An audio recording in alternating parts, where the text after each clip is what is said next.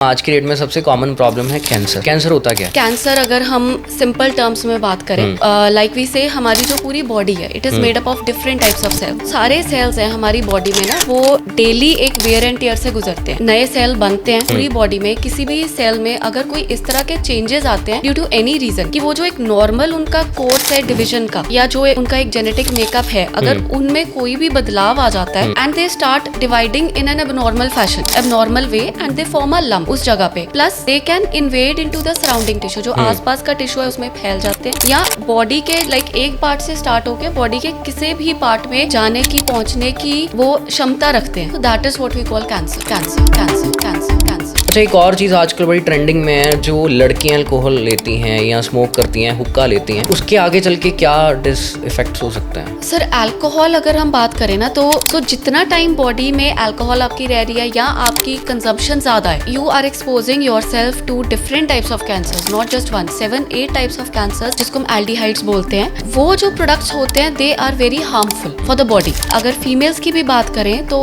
Food pipe का cancer, lung का cancer, पेट का cancer, liver cancer, breast cancer, different other types of cancers it can cause. आज की डेट में कैंसर बड़ा ट्रेंडिंग में आ गया, जिसको कहते हैं सर्वाइकल कैंसर। ये होता क्या है? सर्वाइकल कैंसर जो है, this is the second most common cancer in females in India. Okay. Number 1 cancer जो है इंडिया की अगर मैं बात करूं तो that is breast cancer, and even world over at present number 1 cancer in females is breast cancer. ये किस एज में यूजुअली पाया जाता है? स्टार्टिंग ईयर्स में जब हम पढ़ते थे, ट्रेनिंग ले रहे थे, उस टाइम पे मोस्टली 50-60s की एज में ये कैंसर देखने को मिलता था। बट अभी पिछले 10 सालों में जो हमने ही देखा है कि इसका जो इंसिडेंस है वो बढ़ गया। सेकेंडली जो एज ग्रुप है which is getting affected now, even younger females, even 20s में, 30s में जो फीमेल्स है वो हमारे पास इस प्रॉब्लम के साथ आ रही है।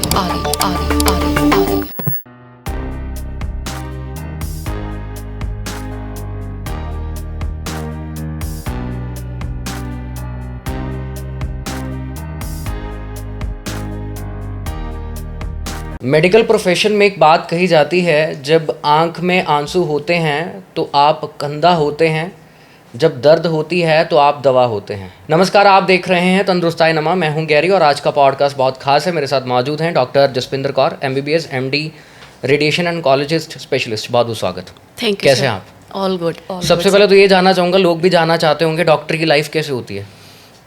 डॉक्टर की आम life? लोगों की तरह लाइफ होती है या कुछ डिफरेंस होता है? नहीं, लाइफ जो इफ यू से तो yes it is just like a normal person, जो बाकी सब हमारी एक्टिविटी सब रहती है। बट यस, वंस एक बार हमने वो वाइट कोट पहन लिया, फिर जो वो हमारी रिस्पॉन्सिबिलिटी एक जो हमारे शोल्डर्स पे आ जाती है, डेफिनेटली, बिकॉज तब क्योंकि जो एक रिस्पेक्ट या जो आप कह लीजिए एक होप के साथ हमारे पास पेशेंट्स जब आते हैं, that we will provide some cure to them, जो भी उनकी प्रॉब्लम्स हैं, जो भी एलिमेंट्स हैं, तो वो एक बहुत बड़ी रिस्पॉन्सिबिलिटी है। एंड आई एम श्योर वो जो एक रिस्पॉन्सिबिलिटी है, once you are on that seat, तो वो हर प्रोफेशन में एक आप समझते हो कि yes, now I have to give my best, और जो इस चेयर पे बैठ के इस वाइट कोट को पहन के जो मुझे अपना बेस्ट देना है, और जो भी मैं पे बैक कर सकती हूँ टू द सोसाइटी, राइट, क्योंकि जब जहाँ हम पहुँचे हैं जिस ओहदे पे, सो ये बहुत लोगों की मेहनत। बिल्कुल, मैं उस पॉइंट पे आने लगा था। एक नॉर्मल कोट से वाइट कोट तक पहुँचना डॉक्टर के लिए कितना चैलेंज होता है? ये तो सर आप आजकल भी देखते हैं, so there are lot of efforts, है ना, तो सबके एंड से ही। सो जब हम स्कूल में होते हैं, फिर उसके बाद आपका हायर सेकेंडरी, देन एडमिशन्स होती हैं जो कॉलेज की, एंट्रेंस एग्जाम, यस, सो जो एंट्रेंस एग्जाम्स होते हैं, सो वो अपने आप में एक बहुत बड़ा एक चैलेंज रहता है। सो उसको क्रॉस करना, then you get the admission, फिर आपके 5-5.5 साल जो MBBS के रहते हैं, उसके बाद फिर MD की आप प्रिपरेशन करते हो, उसकी एंट्रेंस एग्ज़ाम होती है, फिर आप MD में एक बार आप जो भी सीट सेलेक्ट करते हो, आफ्टर दैट अनदर 3 years, जिसमें और भी एफर्ट लगता है, बिकॉज नाउ यू नो कि आपने उस एक पर्टिकुलर फील्ड में स्पेशलाइज करना है। बिल्कुल। सो it is double the effort, and उसकी कंप्लीशन के बाद है जो एक्चुअल आपका जो एक टेस्ट है वो स्टार्ट होता है। बिल्कुल।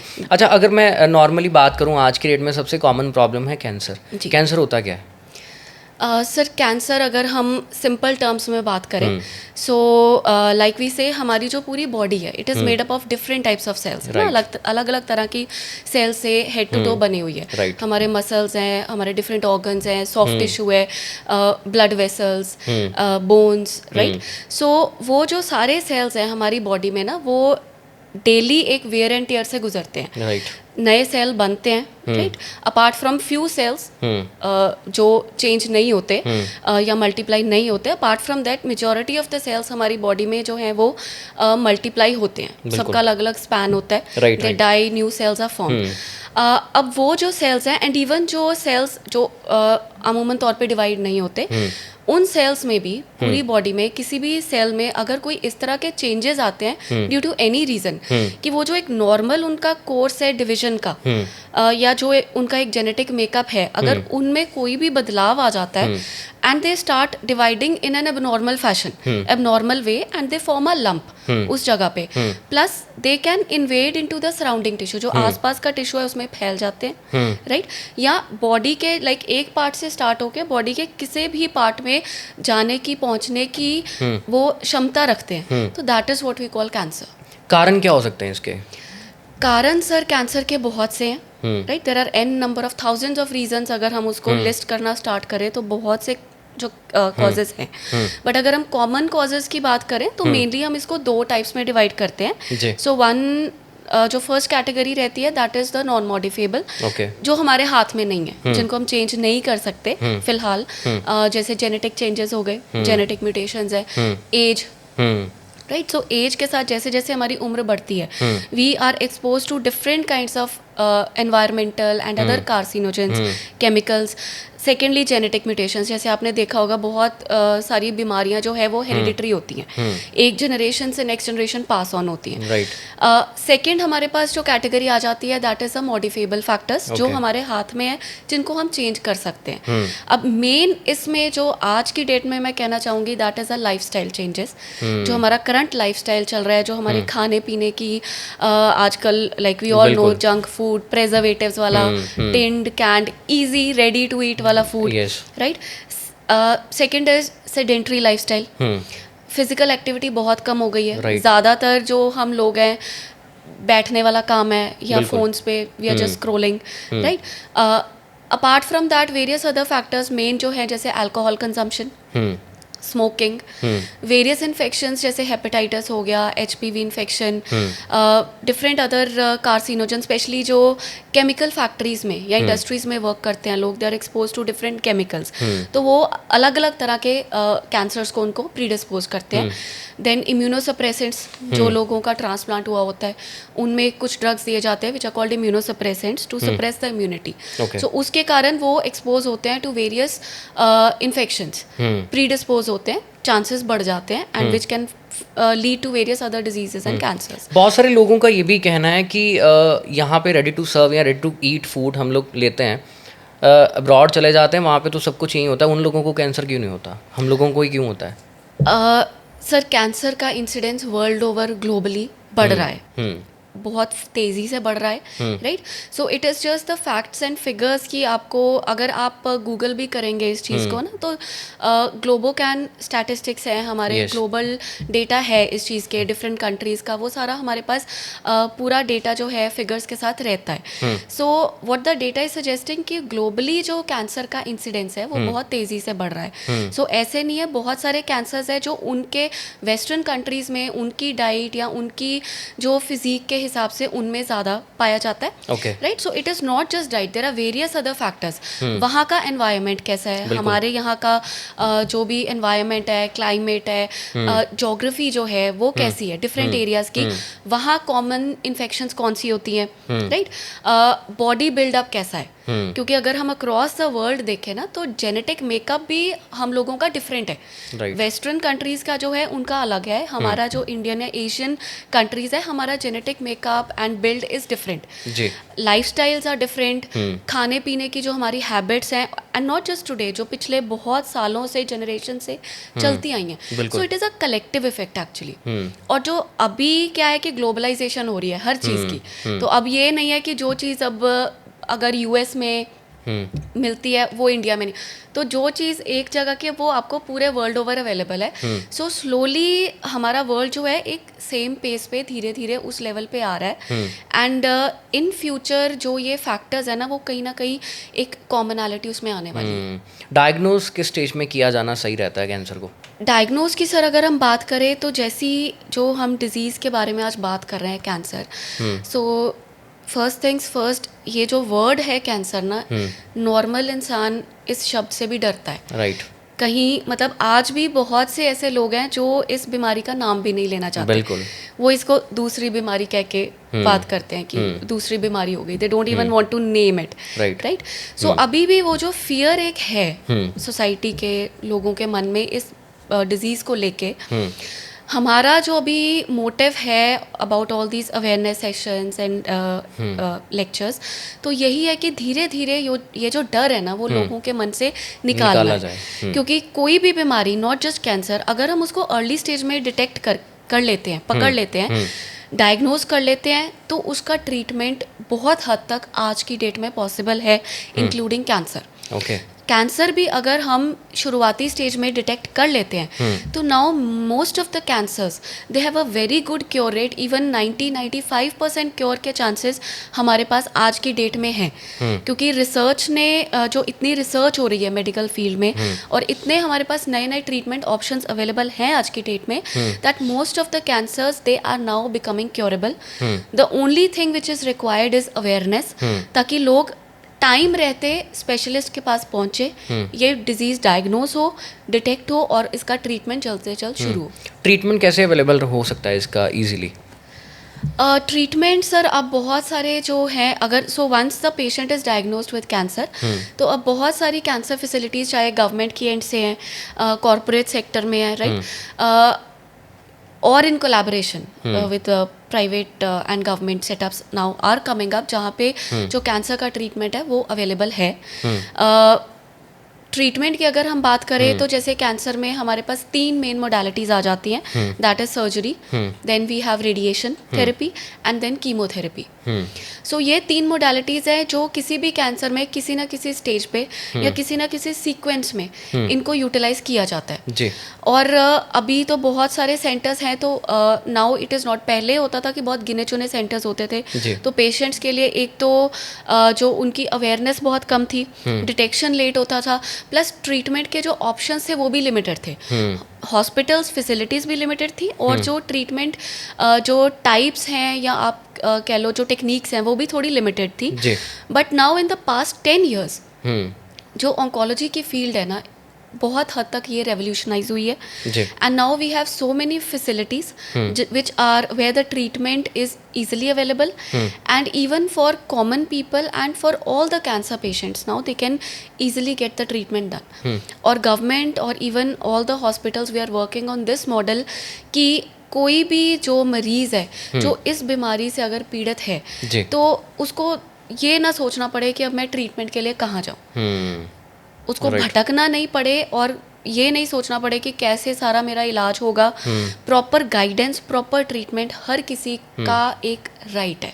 आज की डेट में कैंसर बड़ा ट्रेंडिंग में आ गया, जिसको कहते हैं सर्वाइकल कैंसर। ये होता क्या है? क्या ये वही है जो यहाँ से शुरू होती है, पेन उससे हो जाता है? लोगों को मुझे लगता है ऐसा लगता होगा कि सर्वाइकल जो यहाँ से पेन होती है उसको सर्वाइकल बोलते हैं।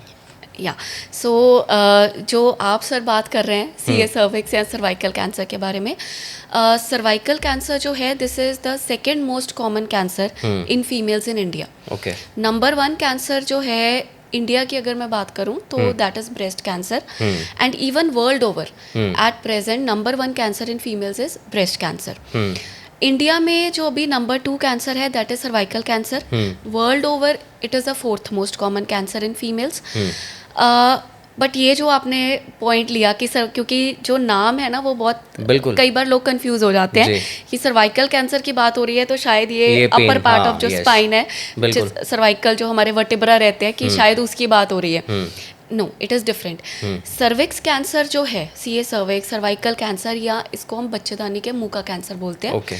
जो हमारी फीमेल यूट्रस होती है उसका जो लोअर पार्ट है जिसको हम सर्विक्स बोलते हैं, वहाँ का जो कैंसर है उसको हम ये जो अब बात कर रहे हैं हम सीए सर्विक्स या सर्वाइकल कैंसर बोलते हैं। ये किस एज में यूजुअली पाया जाता है, या Common, चांसेस हो जाते हैं कि जी। आज की डेट में इतनी उम्र तक विमेन में ये चीज़ पाई जाने लगी?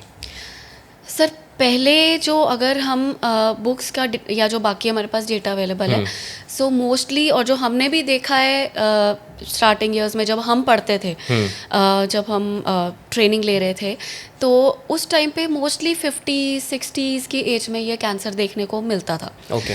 बट अभी पिछले 10 सालों में जो हमने ही देखा है कि इसका जो इंसिडेंस है वो बढ़ गया है। सेकेंडली जो एज ग्रुप है which is getting affected now, even younger females, even 20s में 30s में जो फीमेल्स है वो हमारे पास इस प्रॉब्लम के साथ आ रही हैं। कारण क्या है इसके? सर अगर हम बात करें जो कॉमन कॉजेज हैं सर्वाइकल कैंसर का, HPV वायरस जो है, एक वायरस है, human papilloma virus, that is the major causative agent जो सीए सर्विक्स को कॉज करता है। So majority of the cancers अगर हम सर्वाइकल कैंसर देखेंगे तो 90-95% will be having HPV infection. Okay. Second जो कॉमन कॉज आ जाता है दैट इज़ हमारा जो लाइफस्टाइल रिलेटेड फैक्टर्स है बहुत सारे, जैसे मैंने कहा कि अब जो इंसिडेंट्स है वो यंग फीमेल्स में भी बहुत देखने को मिल रहा है। सो कहीं ना कहीं वही लाइफस्टाइल चेंजेस, हमारे dietary habits, smoking, alcohol consumption हो गया। देन अनदर फैक्टर्स जो यंग गर्ल्स में भी अब हम कहते हैं, मैरिजेस की अगर हम बात करें तो कहीं ना, और यहाँ पे मैं मेंशन करना चाहूँगी कि not just cervical cancer, breast cancer का इंसिडेंस बहुत बढ़ रहा है यंग फीमेल्स में, अर्ली 20s 30s में, जिसमें कारण एक मेजर आ जाता है लेट मैरिजेस, जैसे आजकल यंग गर्ल्स में। So mostly 30 is a common age आजकल, तो है ना, वो ये जो अर्ली एज में पहले हो जाती थी अर्ली 20s में, अब 30s is a new 20 for females, so 30 plus. Now coming back to cervical cancer, तो लाइफस्टाइल चेंजेस जो हैं that is another thing. Smoking हो गया, इम्यूनिटी हमारी अगर जिनकी वीक है फीमेल्स की, तो they are expose to these infections and various factors. जब इम्यूनिटी कम है तो chances of having different kinds of infections is more, है ना। इवन अगर किसी को HPV भी हो रहा है जी, HPV इन्फेक्शन अगर फीमेल्स में हुई है तो ज़रूरी नहीं है कि हर फीमेल जिसमें HPV इन्फेक्शन हुआ है उसको सर्वाइकल कैंसर होगा ही होगा। मोस्ट ऑफ द टाइम्स जो ये इन्फेक्शन है it is self limiting. Okay. ज़्यादातर फीमेल्स को पता भी नहीं होगा कि उनको ये इन्फेक्शन हुई है, बिकॉज इसके अदरवाइज कोई सिम्टम्स ऐसे नहीं होते। Okay. And most of the times अगर आपकी इम्यूनिटी स्ट्रॉन्ग है, हेल्थ ओके है, तो ये सेल्फ लिमिटिंग होती है, 1-2 ईयर्स में ये अपने आप क्लियर आउट बॉडी कर लेती है इसको। अच्छा, एक और चीज़ आजकल बड़ी ट्रेंडिंग में है, जो लड़कियां अल्कोहल लेती हैं या स्मोक करती हैं, हुक्का लेती हैं, उसके आगे चल के क्या इफ़ेक्ट्स हो सकते हैं? सर अल्कोहल अगर हम बात करें ना, तो जैसे फीमेल्स में भी अगर हम बात करें, so it leads to different types of cancers. Once a person consumes alcohol, तो पूरा जो एक ट्रैक है एक्सपोज होता है टू अल्कोहल, प्लस जब उसको लिवर हमारी बॉडी में उसको मेटाबोलाइज करता है, राइट। तो जब उसका ब्रेक डाउन होता है ना, तो certain products are formed in that pathway before वो अल्कोहल जो है वो ब्रेक डाउन होकर हमारी बॉडी से उसको निकाला जाता है, एक्सक्रीट किया जाता है वेस्ट प्रोडक्ट्स के फॉर्म में। उससे पहले ना बीच में प्रोडक्ट्स बनते हैं, ठीक है, जिसको हम एल्डिहाइड्स बोलते हैं। सो वो जो प्रोडक्ट्स होते हैं they are very harmful for the body, और वो कहीं ना कहीं ये जो कैंसर का इंसिडेंस है इसको बॉडी में, अगर फीमेल्स की भी बात करें तो फूड पाइप का कैंसर, लंग का कैंसर, पेट का cancer, liver cancer, breast cancer, different other types of cancers it can cause जो अल्कोहल है। एंड फॉर बॉयज़ ऑल्सो अगर हम बात करें, सो जितना टाइम बॉडी में अल्कोहल आपकी रह रही है या आपकी कंजम्पशन ज़्यादा है, तो you are exposing yourself to different types of cancers, not just 1, 7-8 types of cancers alcohol जो है वो बॉडी में कर सकती है। अच्छा, एक और चीज़, आज मैं बीच में आपको टोक रहा हूँ, एक और चीज़ आजकल बड़ी ट्रेंडिंग में, एनर्जी ड्रिंक्स। बहुत सारे यंगस्टर्स जिम जाने से पहले प्री वर्कआउट के तौर पे एनर्जी ड्रिंक्स लेते हैं, चाहे वो लड़कियां चाहे वो लड़के। या फिर पोस्ट वर्कआउट पे एनर्जी ड्रिंक्स लेते हैं और मार्केट में बड़े इजीली अवेलेबल भी हैं, कम प्राइजेस में भी अवेलेबल हैं, उसके क्या नुकसान हो सकते हैं? सर जितने ये एनर्जी ड्रिंक्स हैं हम इनको फैट डाइट्स बोलते हैं, right? So these are all वही ready to consume right. Products. Actually अगर आप इनके बॉक्सेस के कंटेंट्स देखें, हाँ, कैफीन की तो वैल्यू तो बहुत ज़्यादा होती है इसमें। या तो यू विल बी शॉक्ड अगर थोड़ी बहुत जिनको नॉलेज है इस चीज़ के बारे में। सो अगर आप इनके कंटेंट्स देखें ना, तो उसमें बहुत सारे ऐसे जो इसमें चीज़ें रहती हैं ऐसे प्रोडक्ट में जो एडेड चीज़ें होती हैं which are actually not healthy for us. बहुत सारे प्रेजर्वेटिव्स रहते हैं। So that is why we say जितने भी ये रेडी टू ईट फूड्स हैं, प्रोसेस्ड फूड्स हैं, टिन्ड कैंड फूड्स, इवन इस तरह के जैसे आपने बोला एनर्जी ड्रिंक्स एंड ऑल, इनकी शेल्फ लाइफ बढ़ाने के लिए there are so many preservatives which are added. इनके फ्लेवर को इन्हांस करने के लिए बहुत सारे ऐसे केमिकल्स इनमें ऐड किए जाते हैं, artificial flavours and other substances, जो एक्चुअली अगर हम उनको डेली या एक रेगुलर बेसिस पे जो लोग कंज्यूम करते हैं over a period of time, they are exposing themselves to various lifestyle related diseases. Cancer is definitely one of them. Apart from that बहुत सारे जैसे diabetes, cardiovascular diseases and various other health issues जो शायद उस time पे आपको पता नहीं चलता, बिकॉज आप यंग हो, उस फेज में आप होते हो कि सारा आपका जो फोकस है कि मुझे बॉडी बनानी है, मुझे ऐसे दिखना है, ऑल दैट, बट उस चीज़ के इफेक्ट्स आपको लेटर ऑन एज में वैसे ये जो एनर्जी ड्रिंक्स होती हैं काम करती हैं, अपना एनर्जी आती है बॉडी में एक्चुअली, या फिर वो एक मिथ है साइकोलॉजिकल लेवल पे जाके कि मैंने एनर्जी ड्रिंक ली है that means now I am feeling better? दोनों है। Yes, both aspects are there. So definitely energy drinks जो कंज्यूम करते हैं दोनों इमीडिएटली एकदम से आपको वो एक बूस्ट तो देती हैं, राइट? जो उसमें प्रोडक्ट्स डाले होते हैं, we will not name any products, but definitely जो उसमें सब्सटेंसेस डाले होते हैं तो एकदम से वो एक they give you that kick, एकदम से एनर्जी आपको लगता है कि 0 से 100 बिल्कुल। तो but still and second like you said psychological, तो डेफिनेटली कहीं ना कहीं psychological and most of these things अगर हम बात करें ना तो वो साइकोलॉजी बेस्ड कहीं ना कहीं वो इंटरप्ले रहता है साइकोलॉजी का कि सब कंज्यूम कर रहे हैं, मेरे फ्रेंड्स कंज्यूम कर रहे हैं, या नाम ही ऐसा एनर्जी ड्रिंक तो बंदे को वो फील होता है कि हाँ मैंने ये ले लिया, now I am feeling better. हाँ, तो कहीं ना कहीं वो साइकोलॉजिकली भी इम्पैक्ट करता है। कुछ और कारण भी हो सकते हैं जिससे पता लगे कि भाई सर्वाइकल कैंसर है? जी, सो कॉमन जैसे सर हमने HPV और उन सब की बात की, apart from that there are few other factors as well. So lifestyle related तो लाइक आई मेंशन्ड हैं।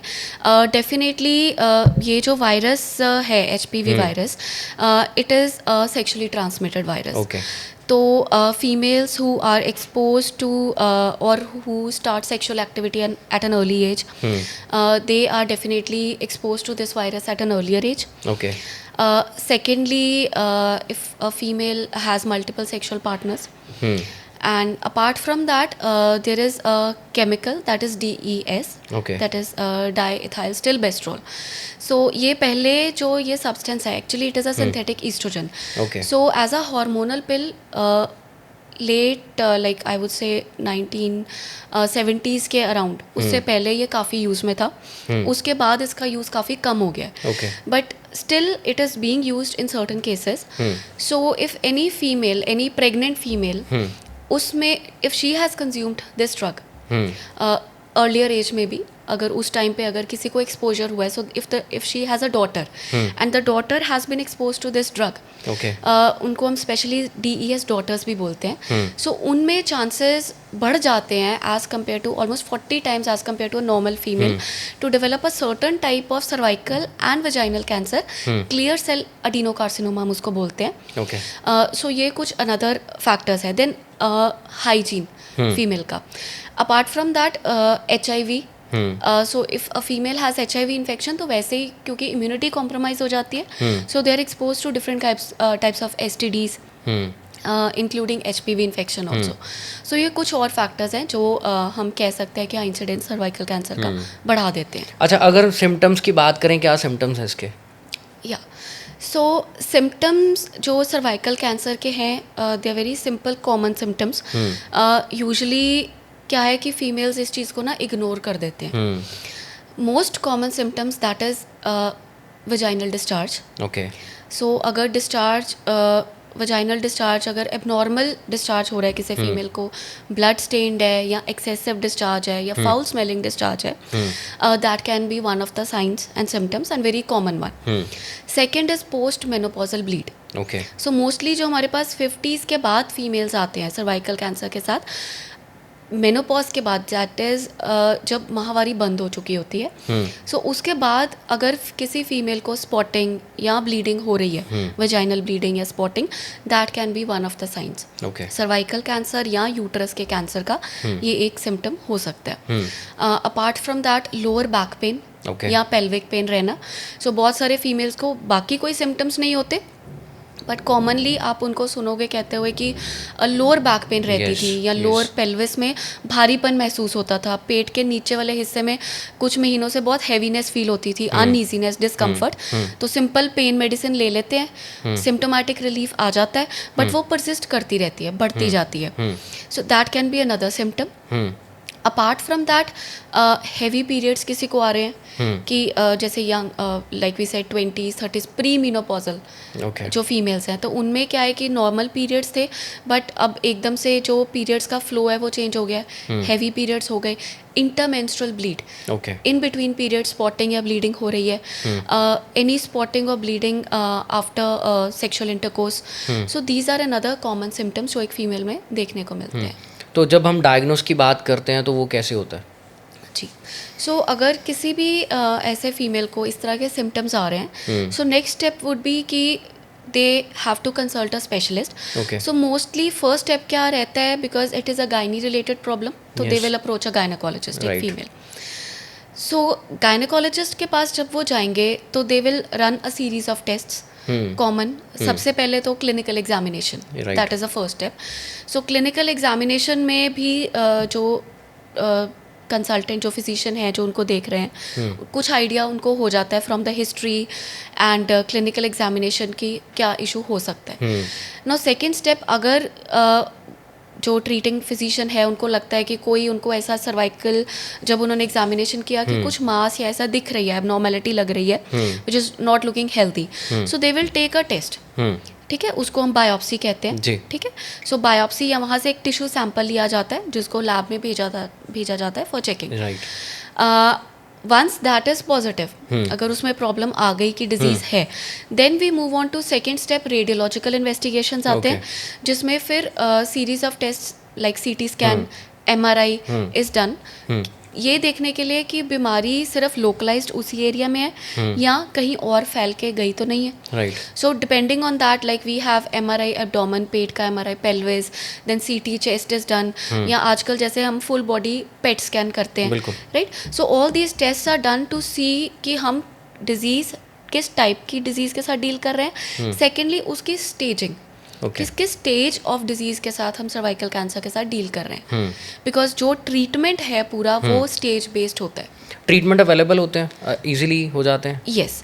सो here I would like to mention sir कि जो सर्वाइकल कैंसर है, it is one of the preventable cancers, because like I said major cause जो है that is a HPV virus. So it is one of the preventable cancers and one of the treatable cancers अगर patient हमारे पास सही stage पे पहुंच जाते हैं तो. ट्रीटमेंट की अगर हम बात करें तो किसी भी कैंसर का ट्रीटमेंट जो है वो स्टेज वाइज डिफरेंट रहता है. सो इसमें भी अगर हम बात करें तो once the whole diagnosis is done, staging is done, then we decide what is going to be the treatment for that stage and for that person, for that patient. Because when we are treating a disease ना, हम सिर्फ उस बीमारी का इलाज नहीं कर रहे, हमें पेशेंट को ठीक करना है, right? So apart from the diagnosis, there are various other factors जिनको माइंड में रखा जाता है, like पेशेंट की जनरल हेल्थ कैसी है, एज क्या है पेशेंट की जिस पे वो आ रहे हैं, स्टेज ऑफ डिजीज क्या है, देन वेरियस अदर कोमॉर्बिडिटीज की पेशेंट को कोई डायबिटीज़ है, हाइपरटेंसिव है, कोई और बॉडी में कोई इशू है, राइट. देन फैमिली सपोर्ट, सारे फैक्टर्स को ध्यान में रख के देन वी चार्ट आउट कि इस पेशेंट के लिए, so what we call a very tailored approach. It has to be very precise treatment and evidence based, right, guidelines पे based and tailored to the patient. customized for that patient. So then we decide on what is going to be the sequence of the treatment, different modalities, और patient के लिए best क्या रहेगा, जो patient treatment tolerate कर सकता है, और cure rates उसका क्या रहेगा. इसके बाद स्क्रीनिंग प्रोसेस भी होता है फिर ट्रीटमेंट के बाद? जी, ट्रीटमेंट के लिए सर अगर हम बात करें, जैसे लाइक आई सेड, अगर अर्ली स्टेज में बिल्कुल हमारे पास पेशेंट आ रहा है, यूजुअली हम जिसको फर्स्ट स्टेज या even second stage but early two A, तो उन केसेस में यूजुअली फर्स्ट मोडालिटी सर्जरी रहती है, unless the tumour is large more than 4 centimetre. तो उन केसेस में हम कीमो रेडिएशन या अपफ्रंट कीमो के लिए लेके then we go for surgery और other modalities. So otherwise early stage में फर्स्ट इज सर्जरी. उसके बाद फिर हम उस रिपोर्ट के बेसिस पे डिसाइड करते हैं कि पेशेंट को फर्दर ट्रीटमेंट की ज़रूरत है विद रेडिएशन और कीमो और नॉट. स्टेज 2 भी ऑनवर्ड्स, स्टेज 3, 4. सो इन स्टेजेस के लिए जो है वो अपफ्रंट हम कीमो रेडिएशन के लिए पेशेंट को लेते हैं, बिकॉज इन केसेस में, एडवांस्ड केसेस में, एक तो कई बार सर्जरी जो होती है वो बहुत एक्सटेंसिव हो जाती है. सेकेंडली सर्जरी के बाद भी पेशेंट को इन मोडालिटीज़ की ज़रूरत रहती है. So we go for upfront chemo radiation followed by something called brachy therapy, जो इंटरनल रेडिएशन या अंदरूनी सेका जिसको हम बोलते हैं, जिसमें कुछ इंस्ट्रूमेंट्स यूज़ किए जाते हैं एंड रेडिएशन जो है वो डिलीवर की जाती है to the uterus, cervix and the affected areas. Apart from this, अगर जैसे stage wise treatment, as I said, patient and stage के अकॉर्डिंगली हम डिसाइड करते हैं. नाउ इनमें भी it depends on what is patient's preference. अब जैसे बहुत यंग गर्ल्स, अगर हमारे पास कोई 20s या 30s का पेशेंट आ रहा है एज ग्रुप में, सो उनमें कुछ और फैक्टर्स होते हैं जो हमें ध्यान में रखने हैं. यंग फीमेल है, मैरिड है, राइट, बच्चे कितने हैं, राइट. सो उन सब चीज़ों को भी हमें माइंड में रखना होता है. सो देयर आर सर्टन जो हम ट्रीटमेंट मोडालिटीज़ बोलते हैं कि fertility sparing and non fertility sparing, right. So if it is a young female, तो उसमें हमें उस वे में अप्रोच करना पड़ेगा, बिकॉज अभी recently I had a female, she was in her early 30s. So she had a kid but wanted to have a second baby also, but उनको इस प्रॉब्लम के साथ डायग्नोज हुआ. So then our approach would be totally different, क्योंकि अभी हमें यह है कि we have a young patient जिसको हमने क्योर करना है. The disease we are dealing with is cancer, उसको भी हमने ठीक करना है अपनी तरफ से. We have to give her the best treatment and we have to respect patients wish also. So अब उस हिसाब से हमारा जो पूरा ट्रीटमेंट का अप्रोच रहेगा कि so there are something which is called fertility preservation options. तो उस हिसाब से it is a team work. So the gynae team and all the like जो मेडिकल ऑन्कोलॉजी टीम है, radiation oncology, gynaecology, and because now we have to work not just on the treatment but fertility preservation also, so that उनकी जो wish है to have another kid after the treatment, so we have to keep that also in mind. But thanks to the advances in the treatment modalities, जो चीज़ें पहले possible नहीं थी आज से 10-15 साल पहले, so now we have advancements, so much advancement in medical technology कि ये सब चीज़ों का हम बेनिफिट लेके पेशेंट को बेस्ट ट्रीटमेंट है इन एवरी वे जो है वो मुहैया करवा सकते हैं. जैसे जैसे सोसाइटी में चेंज आया, इस कैंसर के लिए भी परसेंटेज बढ़ गई. सर्वाइकल कैंसर की सर अगर हम बात करें तो पहले इंडिया में it was a number 1 cancer. Oh अच्छा. And breast cancer was a second. Yes. With period of time there is something which is called cervical cancer screening. We will discuss about it also. Cervical cancer screening जब start हुई, so उसके का and various other awareness programmes, तो क्या है कि जो पहले फीमेल्स इस चीज़ के बारे में, अपने प्रॉब्लम्स के बारे में बात नहीं करते थे, slowly they started getting diagnosed, awareness बढ़ी. तो अब and all the screening programmes, तो अभी क्या है कि बहुत अर्ली स्टेज में, even they something called precancerous stage, उस स्टेज में ही बहुत से केसेस डिटेक्ट होने शुरू हो गए. तो उससे क्या है कि सर्वाइकल कैंसर का जो इंसिडेंस है वो कुछ हद तक डिक्रीज हुआ है as compare to earlier times. Yes. So now that is why cervical cancer अब सेकेंड कॉमन कैंसर है in females and number 1 is the breast cancer. जी. अगर मैं आपकी बात करूं, मुझे लगता है लोग ये भी जानना चाहते होंगे आपके बारे में. आपने प्रैक्टिस कहाँ पे की, आप कहाँ प्रैक्टिस करते हो, उसके बारे में थोड़ा जानना चाहूँगा. जी. So I have done my MBBS from Amritsar, SGRD Amritsar. Okay. After that, I did my MD Radiation Oncology from Christian Medical College, Ludhiana. After that, for almost 10 years, I have served in different premier institutes Okay. in India. And now, for the past almost 3 years, I am associated with the CCA, Cancer Centers of America, Okay. SBS Hospital, Ludhiana. Nice. So, अच्छा, जो आपको देख रहे हैं कुछ कहना चाहेंगे, because cancer एक ऐसी बीमारी है जिसके बारे में लोग बात भी नहीं करते हैं, जैसे हमने पहले भी डिस्कस किया, और आपको लगता है कि लोगों को इसके बारे में खुल के बात करनी चाहिए, जैसे ब्रेस्ट कैंसर हो गया या सर्वाइकल कैंसर हो गया? बिल्कुल sir.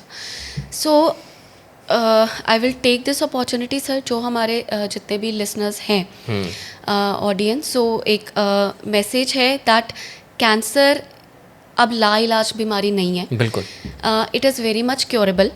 The only thing needed is कि इसको हम टाइम रहते डायग्नोज कर सकें, ताकि टाइमली ट्रीटमेंट लेके हम बिल्कुल इससे निजात पा सकें जी। सो किसी भी कैंसर को अगर हम बात करें, अगर अर्ली स्टेज में हम उसको डिटेक्ट कर लेते हैं, तो इसके chances of cure are very much improved now. Stage 1 की अगर हम बात करें, most of the cancers, now there are few cancers जो कुछ वैसे ही बहुत अग्रेसिव होते हैं, या बाय द टाइम वो डायग्नोज होते हैं तो यूजुअली लेट स्टेज में या इवन मेटास्टैटिक 4th स्टेज में वो डायग्नोज ही होते हैं। So but most of the cancers अगर हम स्टेज वाइज चले तो फर्स्ट स्टेज में अगर डिटेक्ट होते हैं तो usually 90 to 95% chances of cure and survival are there. Second stage में हम ऑलमोस्ट 70-75% चांसेस। थर्ड स्टेज में it drops down to 50 to 60%। Fourth stage या जिसको मेटास्टैटिक या फैली हुई बीमारी बोलते हैं, उसमें चांस जो है वो 10 to 15% जो हमारा 5 year सर्वाइवल है वो रह जाता है। So early detection is the key to cure. And like I said, cancer is not a death sentence. जी। तो ये नहीं सोचना कि अगर किसी को कैंसर हो गया है तो जैसे पहले सोचते थे कि कैंसर हो गया है तो अब तो ये बचेगा नहीं, but now with all the advancements in techniques and treatments, it is very much curable. Cancer is not your whole story, it is just a chapter, it is not it cancer does not define anyone. So जैसे हम कहते हैं कि patients, किसी को diabetes है, किसी को हाइपरटेंशन है, अदर लाइफस्टाइल रिलेटेड डिजीजेस हैं, ऐसे ही once the patient is cured of cancer, एक बार ट्रीटमेंट के बाद, तो अपनी नॉर्मल लाइफ वो एक नॉर्मल इंसान की तरह जी सकते हैं। जी। अच्छा, सर्वाइकल कैंसर से बचा कैसे जा सकता है? Sir, there is something which is cervical cancer screening. So अभी फीमेल्स के लिए 2 मेजर टाइप्स ऑफ स्क्रीनिंग्स जो हैं फीमेल कैंसर्स में, we have breast cancer screening and we have cervical cancer screening. Cervical cancer screening जो है ये early age, from the age of 21 years onward हम स्टार्ट करने के लिए बोलते हैं once a female is sexually active. Okay. So 21 to 29 years of age तक जो females who are married and sexually active, so they can start with the screening, जिसमें एक सिंपल टेस्ट जो हमारा रहता है, very simple test, Pap smear जिसको हम बोलते हैं। सर्विक्स वाले रीजन से सिंपल जो फ्लूइड है, सेल्स हैं, वो कलेक्ट किए जाते हैं and they are sent to the lab for testing. This test is done once in 3 years. After 29, that is from 30 years to 65 years of age. Okay. Pap smear जो है every 3 years has to be done, mandatory. अगर कहीं पे, so there's something called HPV co-testing. Pap smear plus HPV testing is also done, which becomes even more important from 30 to 65 years of age group. थोड़ी सी costly रहती है और कई बार हर जगह available नहीं होती, तो एटलीस्ट जो करवा सकते हैं सिंपल पैप स्मीयर, तो once in 3 years they have to get it done. Those who can get HPV co-testing also done, which is now getting done in most of the hospitals. उसमें फिर once in 5 years हम कहते हैं। 65 years की as के बाद अगर आपके पिछले जो HPV Pap smear and testing has been normal, तो 65 के बाद they can stop the screening test as per their wish. But this is the age group जो standard guideline cervical cancer screening की है. Now there is, why this is important? Because like I said, HPV is the main causative factor. HPV जो हमारी body में है वो बहुत सालों तक persist कर सकता है, ऑलमोस्ट 10-15 years लगते हैं इसको जी उस कैंसरस स्टेज में आने के लिए। जी उससे पहले क्या है, there is something called precancerous conditions, okay जो बॉडी में चेंजेस ये डेवलप करते हैं, और precancerous situations because of different other reasons also. तो अगर एक फीमेल रेगुलर अपना पैप स्मेयर और स्क्रीनिंग करवा रहे हैं, तो उनमें अगर किसी टाइम पे ये इन्फेक्शन पाई जाती है या कोई प्री कैंसरस कंडीशंस पाई जाती हैं, जी तो वो टाइम रहते हैं हम उसी स्टेज पे उसको ट्रीटमेंट दे के ओके ठीक कर सकते हैं before it can even develop to a cancerous stage. Okay so that is a benefit of screening, कि अगर एक फीमेल अपना रेगुलर स्क्रीनिंग करा रही है, ये चेंजेस पाए जाते हैं, तो हमने उसको अर्ली स्टेज में ही टैकल कर लिया before it develops to cancer. And if there is a female जो अपना रेगुलर स्क्रीनिंग नहीं करा रहे, ऑल ओवर दोज ईयर्स वो इन्फेक्शन परसिस्ट कर रही है, प्री कैंसरस चेंजेस हो गए, एंड अल्टीमेटली जब वो मैनिफेस्ट करता है एज कैंसर, और जब फीमेल को सिम्टम्स आने स्टार्ट होते हैं, so then we know what is to be done. यानी कि एक फीमेल को अपनी स्क्रीनिंग रेगुलर बेसिस पे कराते रहना चाहिए। बिल्कुल बिल्कुल सर, इट्स वेरी इंपॉर्टेंट। अच्छा, अगर वैक्सीनेशन की बात करें, वैक्सीनेट कैसे किया जा सकता है? या सो सर HPV वैक्सीनेशन जो हमारे पास सर्वाइकल कैंसर में अवेलेबल है, so this is one of the few cancers जिसमें हमारे पास आज की डेट में वैक्सीनेशन अवेलेबल है। And just like any vaccination जैसे हम छोटे बच्चों में करवाते हैं, उसी तरह ये जो वैक्सीन है डेवलप की गई है to prevent a person from certain strains. अब there are almost 100 strains of HPV, but उनमें से कुछ बहुत common strains है जो majorly cause करते हैं not just cervical cancer. It can cause anal cancer. Okay. It can cause oral cancer and warts. Okay. So ये जो vaccination है, now there are standard guidelines, और जो हमारा नेशनल इम्यूनाइजेशन शेड्यूल है उसमें भी इसको इनकॉर्पोरेट किया गया है, और बहुत सारे स्कूल्स में ऑलरेडी गवर्नमेंट की तरफ से ये वैक्सीनेशन बच्चों को देनी स्टार्ट कर दी गई है। स्टैंडर्ड जो इसका एज एज पर गाइडलाइंस है, that is 9 to 26 years of age. Okay. So 9 साल के बच्चे, and another thing to mention, this vaccine is not just for girls. Okay. क्योंकि इसको सर्वाइकल कैंसर के साथ हम एसोसिएट करते हैं, तो मोस्टली लोगों के मन में रहता है कि ये वैक्सीन गर्ल्स के लिए, फीमेल्स के लिए। It's not like that, this vaccine is equally important for boys and girls both. So from 9 years to 26 years of age, 9 years to 14 years के बच्चों के लिए 2 डोजेज हैं इसकी, and then 15 to 26 years of age के लिए 3 doses हैं। And boys and girls, I would specifically mention, लड़के और लड़कियां दोनों के लिए ये वैक्सीन ज़रूरी है। After 26 years of age till 45 years of age, there is some data. Okay. So still people can get this vaccination done. Although efficacy थोड़ी कम हो जाती है लेटर एज में, बट स्टिल कुछ बेनिफिट उसका डेफिनेटली होता है, but still 9 to 26 is the ideal age. And हमारे पास इसमें जो वैक्सीन है, पहले हमारे पास थी जो वेस्टर्नाइज्ड कंट्री से थी, हमारे पास US से, so Cervarix, Gardasil, but now we have the Indian vaccine which is available, जो लास्ट ईयर ही लॉन्च हुई है, which is Cervavac, which is almost at half the price than the westernized versions, and now we have our Indian version of the vaccine available, जो already market में launch हो गई है, and many centers have already started with the vaccination. So I think this vaccination is a very very important step to help in prevention of CA cervix and other HPV associated cancers. Thank you so much ma'am, बहुत अच्छा लगा, आपने valuable information share की, thank you so much. और उम्मीद करता हूँ आपको ये पॉडकास्ट अच्छा लगा होगा। इस वीडियो को ज़्यादा से ज़्यादा शेयर कीजिएगा। बहुत बहुत शुक्रिया।